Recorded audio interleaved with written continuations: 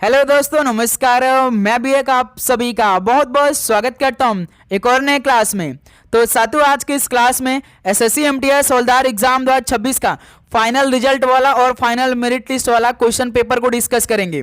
तो साथियों, जैसा कि एसएससी एमटीएस हवलदार एग्जाम के लिए मेन दो सब्जेक्ट होता है, एक जीके होता है और एक इंग्लिश होता है। इन्हीं दो सब्जेक्ट से एसएससी एमटीएस हवलदार एग्जाम का सिलेक्शन होता है और आप सभी का रिजल्ट भी इन्हीं दो सब्जेक्ट से बनता है और इसी से फाइनल मेरिट लिस्ट में नाम भी आता है।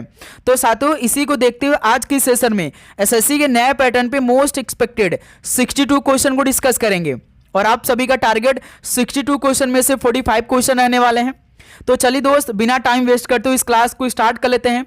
4 फरवरी को ऐसे आ सकते हैं आपके पेपर में क्वेश्चन, हूबहू वैसे ही प्रश्नों का पेपर आज की इस क्लास में डिस्कस करेंगे। तो साथियों, सबसे पहले आज की इस क्लास में हम लोग जीके क्वेश्चन को डिस्कस करेंगे, उसके बाद इंग्लिश क्वेश्चन को डिस्कस करेंगे। तो साथियों, जैसा कि एसएससी एमटीएस हवलदार के पेपर में जीके से केवल 25 क्वेश्चन पूछे जाते हैं और इंग्लिश से भी 25 क्वेश्चन पूछे जाते हैं। इन्हीं 50 क्वेश्चनों से फाइनल रिजल्ट बनता है हमारा।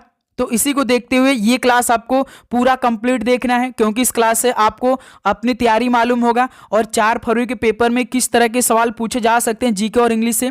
प्लस आपको हर एक क्वेश्चन का एनालिसिस करना है। यदि आपको इस तरह के रियल क्वेश्चन आपके पेपर मिल जाएगा तो आप कितना स्कोर कर सकते हैं, क्योंकि समय बहुत कम है। 24वें दिन आपका पेपर स्टार्ट हो जाएगा। यदि आप अभी मेहनत नहीं कर रहे हैं तो आप एसएससी एमटीएस हवलदार एग्जाम से बहुत पीछे हो जा रहे हैं, क्योंकि कुछ ऐसे स्टूडेंट हैं जो कि अपने सिलेबस को पूरा कर दिए, वो केवल इन 20 से 25 दिन में अपने रिवीजन को केवल देख रहे हैं, चारों सब्जेक्टों को।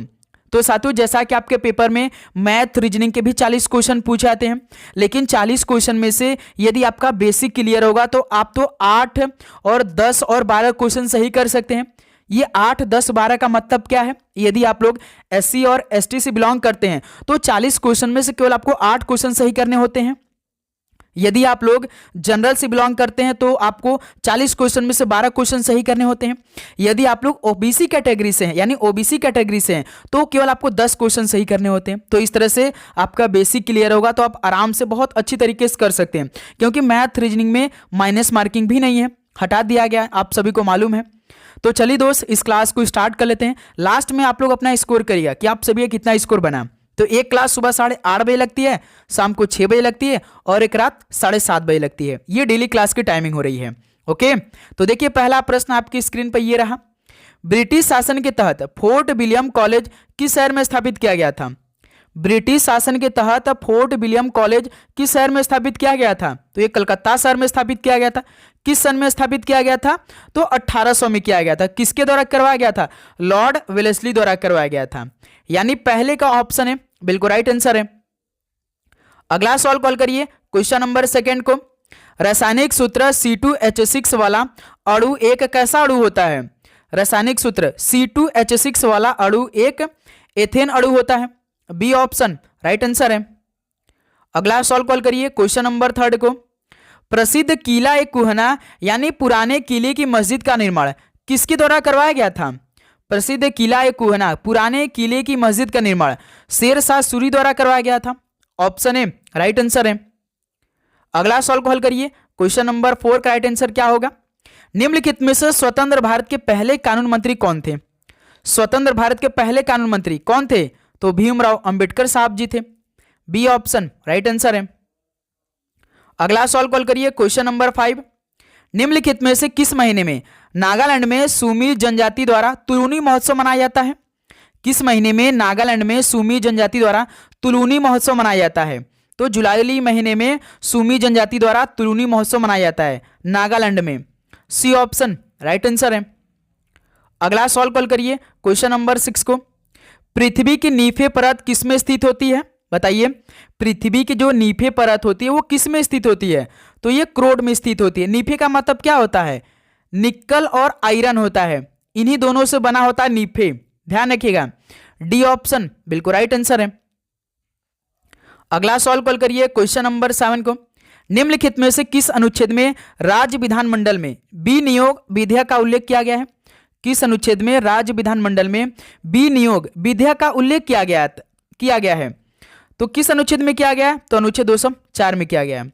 सी ऑप्शन राइट आंसर है। अगला सवाल कॉल करिएगा, क्वेश्चन नंबर 8 को।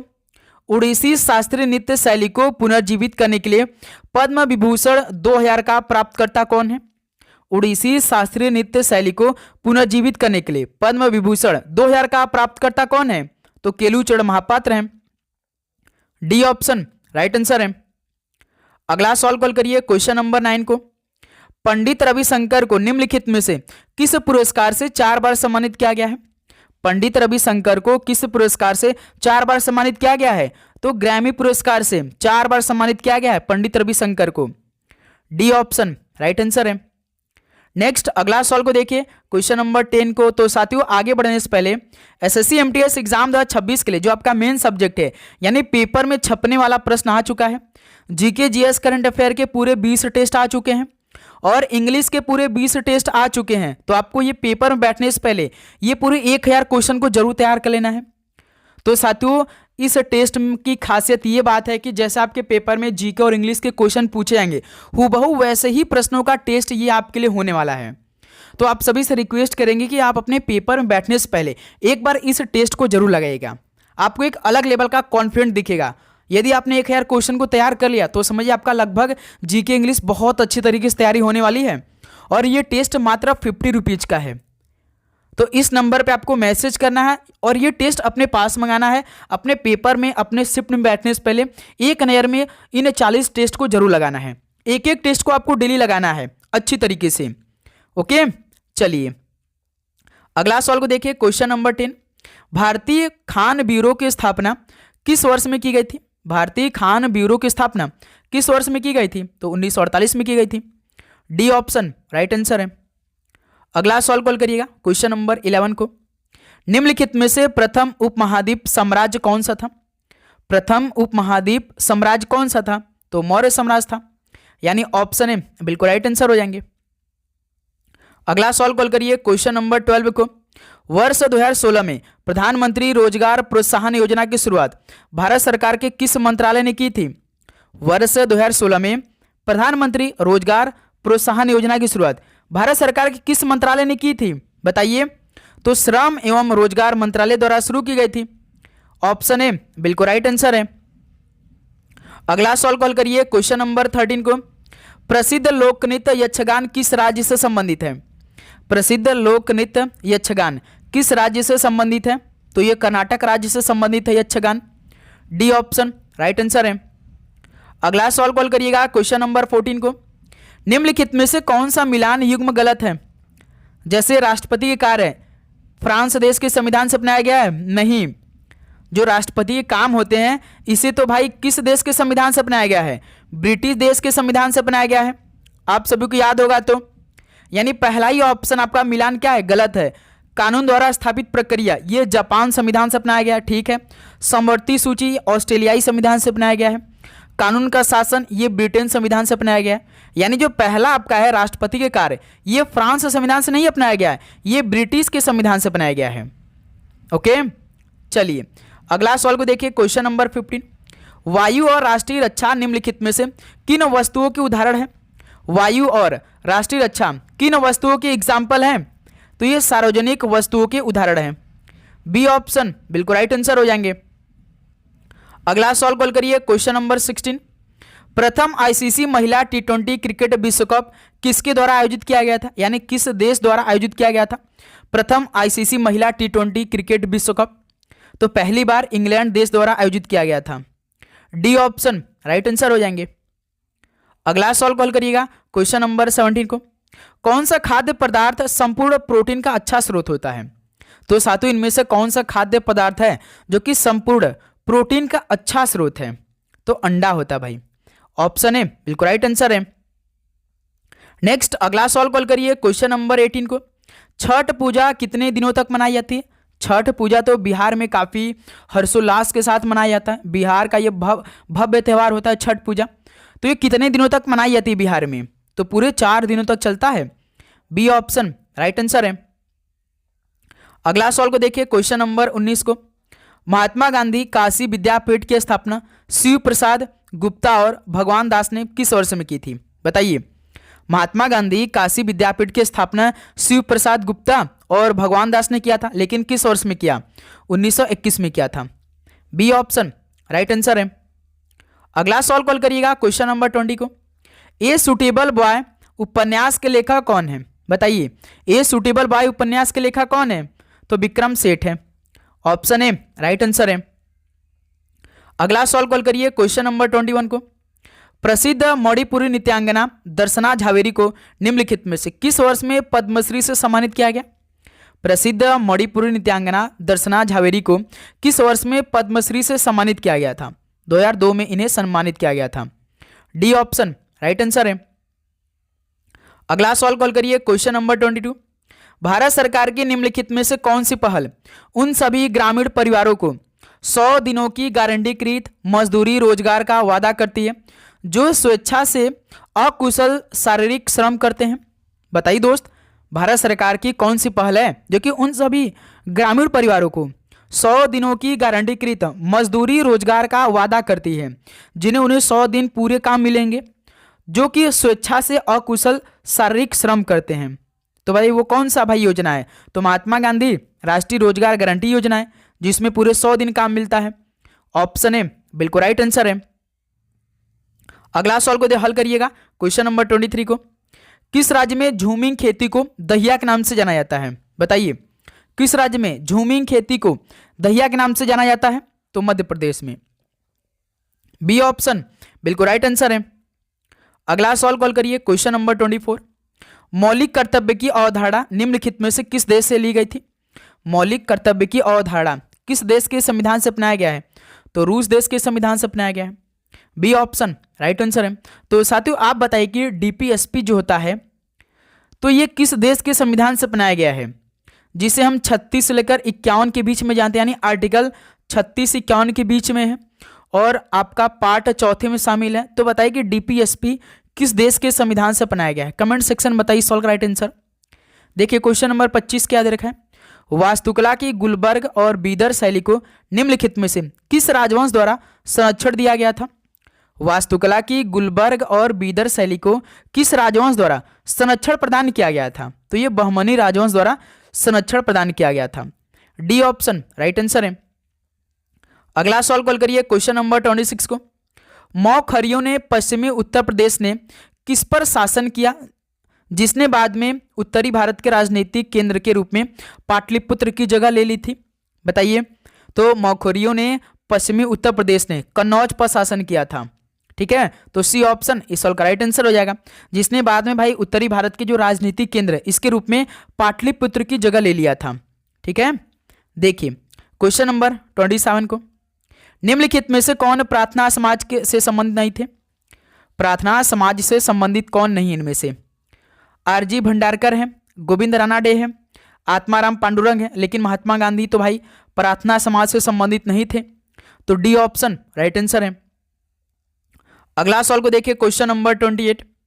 गौर मड़िया नृत्य निम्नलिखित में से किस राज्य में किया जाता है?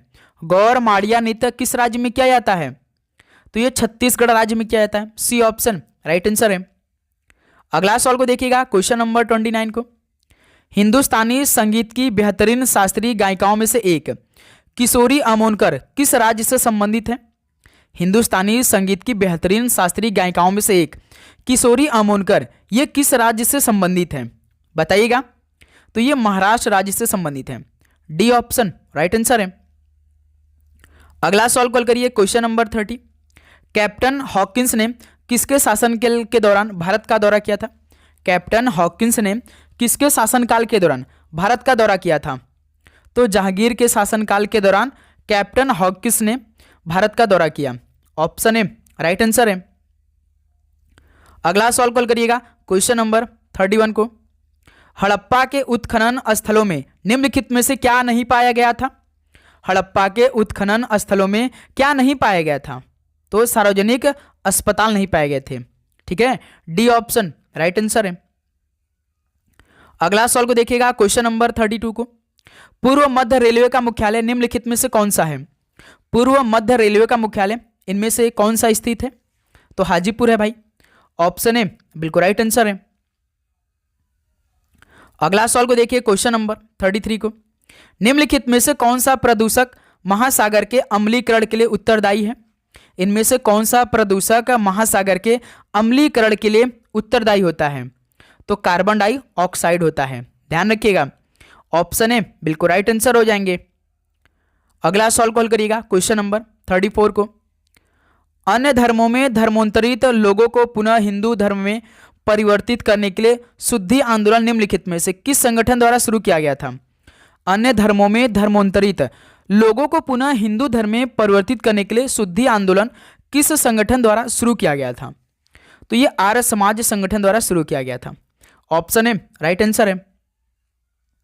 अगला सवाल को देखिए क्वेश्चन नंबर 35। संगीत सम्राट मियां तानसेन ने बारिश लाने के लिए किस राग की रचना की थी? संगीत सम्राट मियां तानसेन ने बारिश लाने के लिए किस राग की रचना किया था? तो मेघ मल्हार की रचना की थी, बी ऑप्शन राइट आंसर है।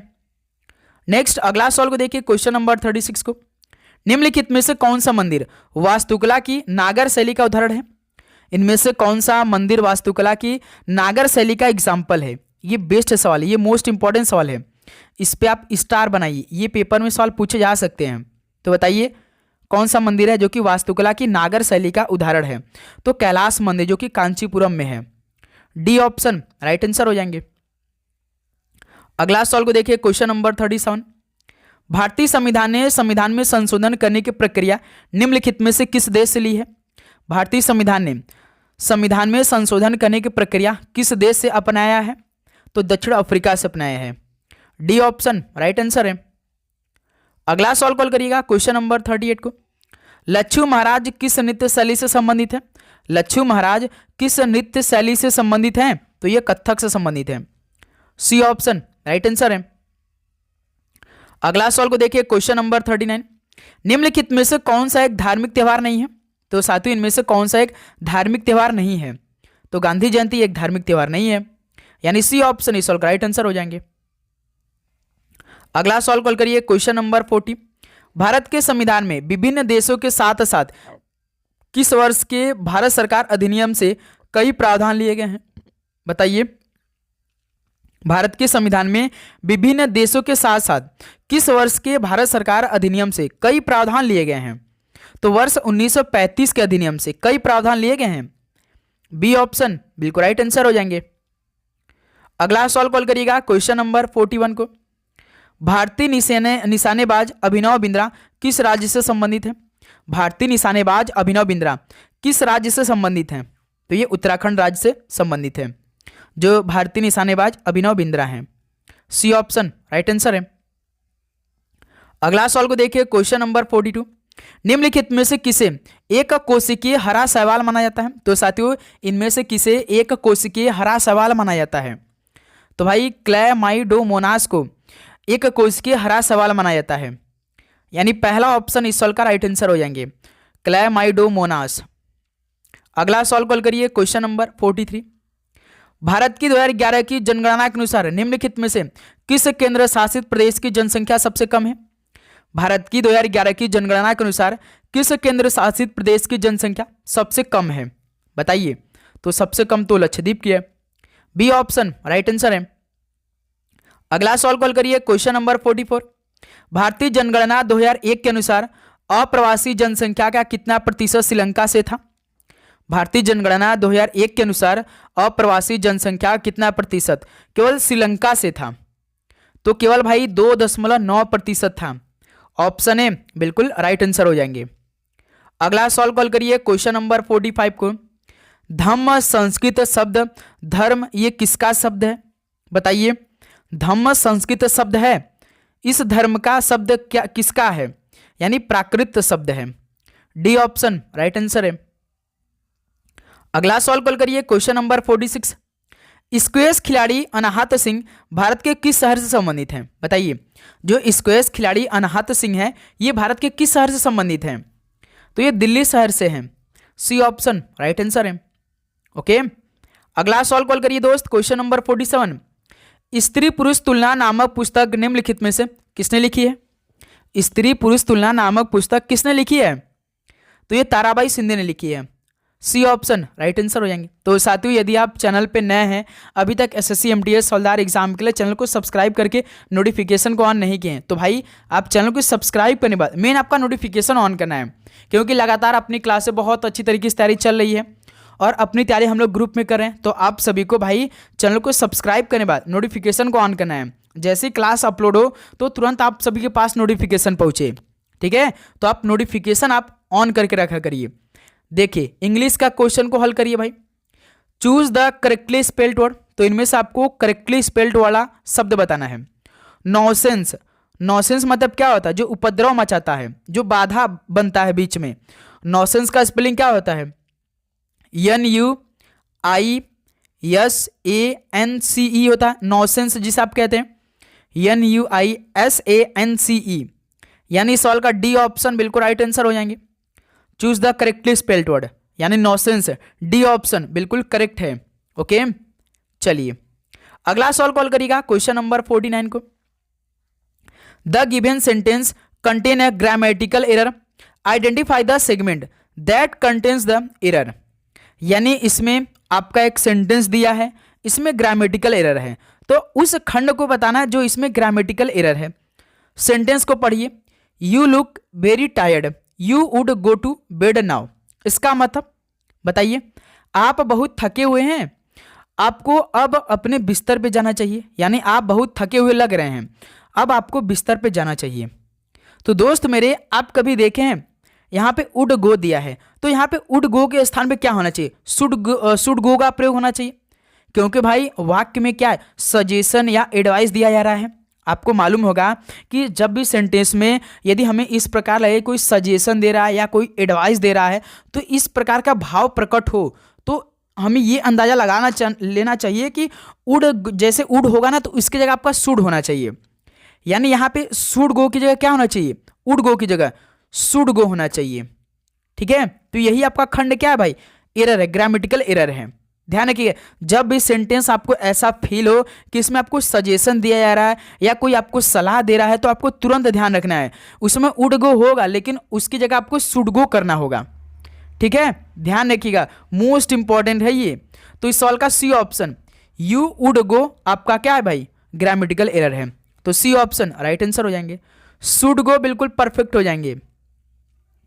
अगला सवाल कॉल करिएगा क्वेश्चन नंबर 50 को। Select the most appropriate synonyms of the given word. Allow का बताइए समानार्थी शब्द क्या हो जाएगा? सभी बताएंगे। अलाउ का मतलब क्या होता है भाई? अनुमति देना। जो आप अनुमति देते हैं उसको क्या बोलते हैं भाई? क्या बोलते हैं?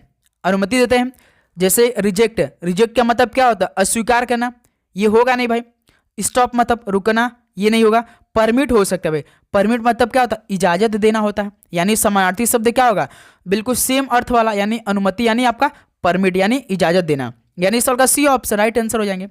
डिस आलो का मतलब क्या होता है? इनकार करना। भाई हमें तो एंटोनिम तो बताना नहीं है, यानी आलो का एंटोनिम आपका डिस आलो हो सकता है, ठीक है। तो इस सवाल का सी ऑप्शन परफेक्ट आंसर हो जाएंगे। अगला सवाल कॉल करिएगा क्वेश्चन नंबर 51 को। Select the most appropriate antonym of the given word. Iliac का बताइए विलोम शब्द क्या होगा? एलाइक का मतलब क्या होता है? एक जैसा होता है, एक जैसा होता है। तो बताइए इसका उल्टा क्या होगा? ऑर्डिनरी मतलब क्या होता है? साधारण होता है। ऑर्डिनरी मतलब क्या होता है दोस्त? साधारण होता है। सिमिलर मतलब क्या होता है? समान होता है। सिमिलर मतलब क्या होता है? समान होता है। उसके बाद सेम मतलब क्या होता है? इसमें भी भाई आपका समान ही होता है। डिफरेंट मतलब क्या होता है? भिन्न होता है। जैसे एक जैसा, एक जैसा यानी इसमें क्या हो जाएगा? डिफरेंट हो जाएगा। यानी एलाइक का एंटोनिम क्या होगा? डिफरेंट हो जाएगा। डी ऑप्शन राइट आंसर हो जाएंगे। ओके चलिए अगला सवाल कॉल करिएगा क्वेश्चन नंबर 52 को। Choose the correctly spelled word. तो इनमें से फिर बताइए करेक्टली कौन सा है? इलिजिबल। इलिजिबल मतलब क्या होता है? अपठनीय, जो अस्पष्ट होता है। स्पेलिंग क्या होता है? आई डबल एल होता है, ई होता है, GIBLE होता है। एलिजिबल यानी अपठनीय, अस्पष्ट। तो कौन सा ऑप्शन है भाई? पहला ही ऑप्शन है, ILLEGIBLE। ऑप्शन यहां से बिल्कुल परफेक्ट आंसर हो जाएंगे। ओके चलिए अगला सवाल कॉल करिए question number 53। Select the most appropriate antonym of the given word. Abolish का विलोम शब्द बताइए। एबोलिश का मतलब क्या होता है? समाप्त करना। एबोलिश का मतलब क्या होता है? समाप्त करना। तो इसका उल्टा बताइए। डिसअप्रूव मतलब क्या होता है? असत्य सिद्ध करना, असत्य को सिद्ध कर देना, क्या हो जाएगा? डिसअप्रूव। कंटेस्ट का मतलब क्या होता है? संघर्ष होता है। कंटेस्ट का मतलब क्या होता है दोस्त मेरे? संघर्ष होता है। कंटिन्यू मतलब क्या होता है? जारी, लगातार होता है। डिस्क्लोज मतलब क्या होता है? खुलासा। यानी भाई एबोलिश का मतलब समाप्त करना, तो इसका उल्टा क्या हो जाएगा? कंटिन्यू हो जाएगा, यानी लगातार जारी हो जाएगा। सी ऑप्शन बिल्कुल राइट आंसर हो जाएंगे। ओके, चलिए अगला सॉल्व कॉल करिए क्वेश्चन नंबर 54 को। Select the most appropriate which same the same as the group of words given. Move ahead और फॉरवर्ड स्टडीली एंड ग्रेजुअली। इसका मतलब क्या हो जाएगा भाई? स्थिर और धीरे धीरे आगे बढ़ना। जैसे मूव अहेड और फॉरवर्ड स्टडीली एंड ग्रेजुअली, यानी कि स्थिर और धीरे धीरे आगे बढ़ना। तो इसके लिए एक शब्द क्या होगा? फोरगो का मतलब क्या होता है? छोड़ देना। छोड़ देना होता है फोरगो का मतलब, ठीक है। परेड का मतलब क्या होता है? परेड होता है भाई। उसके बाद फोर्ज का मतलब क्या होता है? आगे बढ़ना। फोर्ज का मतलब क्या होता है भाई? आगे बढ़ना है, ध्यान रखिएगा भाई। और फोर रन का मतलब क्या होता है? पूर्व सूचना देना। जैसे आपको कोई सूचना पहले दे देना, उसको क्या बोलते हैं? फोर रन बोलते हैं। यानी move ahead or forward steady and gradually का मतलब क्या हो जाएगा भाई? फोर्ज हो जाएगा, फोर्ज। C option. फोर्ज का मतलब क्या होगा? आगे बढ़ना। तो सी ऑप्शन राइट आंसर हो जाएंगे। अगला सॉल्व कॉल करिए क्वेश्चन नंबर 55 को। Select the most appropriate meaning of the given idiom. Make out, इस मुहावरे का अर्थ बताइए। इडियम का मतलब क्या होता है? मुहावरा होता है। मेक आउट मतलब कठिनाई के साथ समझना, कठिनाइयों के साथ समझना, यानी अंडरस्टैंड समवन और समथिंग विथ डिफिकल्टी। यानी पहला ऑप्शन इस सॉल्व का राइट आंसर हो जाएंगे, ठीक है। अगला सॉल्व कॉल करिएगा question number 56। Select the most appropriate synonyms of the given word. Iota का समानार्थी शब्द बताइए, क्या बनेगा? बिल्कुल परफेक्ट आंसर, सोच समझ के बताएंगे भाई। अयोटा का मतलब क्या होता है? छोटा मात्रा में। जैसे कोई सामान आप लिए हैं, बिल्कुल छोटा मात्रा में है, तो उसको क्या बोलते हैं? अयोटा बोलते हैं। अब अयोटा का इसका सिनोनिम्स क्या हो जाएगा? बैग मतलब क्या हो जाएगा भाई? बैग का मतलब होता है भाई भरपूर मात्रा में, भरपूर मात्रा में। तो आप सभी को इसका समानार्थी शब्द बताना होगा छोटा मात्रा का, ठीक है। लॉट का मतलब क्या होता है? एक बड़ी संख्या। लॉट ऑफ मनी, जैसे हम कहते हैं लॉट ऑफ मनी, यानी एक बड़ी संख्या, एक बड़ी संख्या होता है, ठीक है। और बॉक्स का मतलब क्या होता है? डिब्बा होता है। बीट का मतलब किसी वस्तु आदि का एक छोटा टुकड़ा को हम क्या बोलते हैं? बीट बोलते हैं। यानी यही अयोटा का सिनोनिम्स हो जाएगा, डी ऑप्शन, बीट बिल्कुल राइट आंसर हो जाएंगे, ठीक है। अगला सॉल्व कॉल करिएगा क्वेश्चन नंबर 57 को। Select the most appropriate antonym of the given word. Fecund का एंटोनिम बताइए। फेक्यूंड का, फेक्यूंड का मतलब क्या होता है भाई? तो इसके माने होता है अत्यधिक। इसके माने क्या होता है भाई? अत्यधिक, जो उपजाऊ होता है। और इसे क्या बोलते हैं? जो उपजाऊ होता है। तो भाई इसका उल्टा तो हम बैरन कर सकते हैं, क्योंकि बैरन मतलब क्या होता है? बंजर जमीन, जहां पे कुछ नहीं उगता है। ओके, अब जेनियल का मतलब क्या होता है? मिलनसार होता है, जो हंसमुख होता है। पोलाइट मतलब क्या होता है? जो विचारशील होता है, सम्मानजनक व्यवहार जो आपको दे, पोलाइट से बात करे। रूड का मतलब क्या होता है? जो आक्रामक होता है, अभद्र टाइप का होता है। बैरन तो हमने आपको बताया बंजर होता है, यानी जो अत्यधिक उपजाऊ है। तो इसका उल्टा क्या हो जाएगा? बंजर हो जाएगा, जहां पे कुछ भी उगता नहीं हो, जहां पे उपजाऊ जमीन ना होते, उसको हम लोग बैरन बोलते हैं। तो फेक्यूंड का एंटोनिम बैरन, डी ऑप्शन बिल्कुल राइट आंसर हो जाएंगे। अगला सॉल्व कॉल करिए क्वेश्चन नंबर 58 को। In the given question 4 word are given, out of which one is correctly spelled. Choose the correctly spelled word. 4 option दिए गए। Accident का right spelling बता दीजिए। एक्सीडेंट का ACCIDENT, एक्सीडेंट, यानी सॉल्व का सी ऑप्शन आपका राइट आंसर हो जाएंगे, क्योंकि यही आपका एक्सीडेंट का सही स्पेलिंग दे रखा है। अगला सॉल्व कॉल करिएगा क्वेश्चन नंबर 59 को। Fill in the blank with the correct option. India a big country, यानी India is a big country. Bharat एक कैसा देश है? बड़ा कंट्री, यानी बहुत बड़ा कंट्री है। तो इसमें फिल क्या होना चाहिए? India is a big country, is होगा भाई।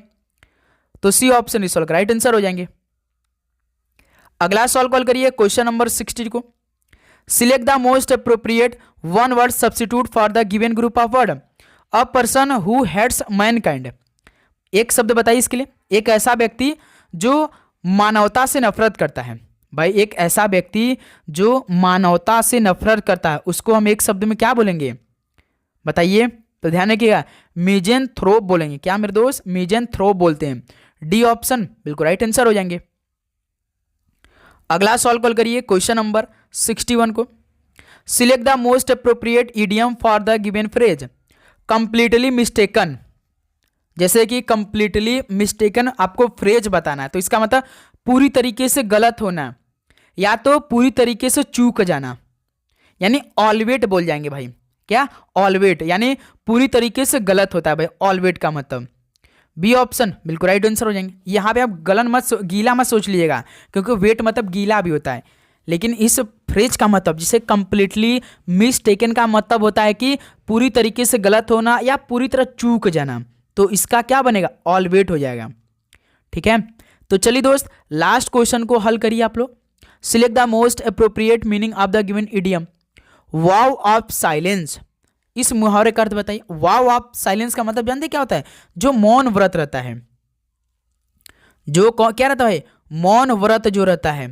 ठीक है, तो इसका अर्थ क्या होगा, a promise to remain silence, यानी इस सवाल का C option, a promise to remain silent, बिल्कुल सी ऑप्शन परफेक्ट आंसर हो जाएंगे। तो साथियों ये आपका टोटल 62 क्वेश्चन जीके और इंग्लिश का मेन सब्जेक्ट का पेपर कंप्लीट हो चुका है।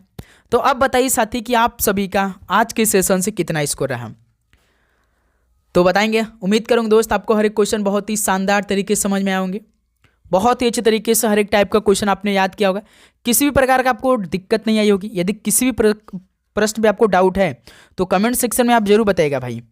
डाउट लेकर आपको नहीं चलना है, हर एक क्वेश्चन को काफ़ी अच्छी तरीके से तैयार करना है।